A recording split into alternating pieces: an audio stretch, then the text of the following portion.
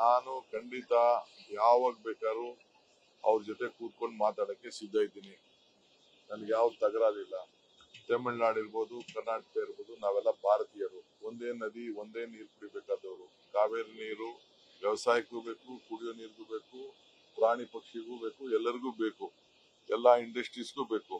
So ಇವತ್ತು ತಮಿಳ್ನಾಡಿಂದ ಎಷ್ಟೋ ಜನ ಬಂದು ಇಲ್ಲಿ ವೃತ್ತಿ ಮಾಡ್ತಾ ಇದಾರೆ.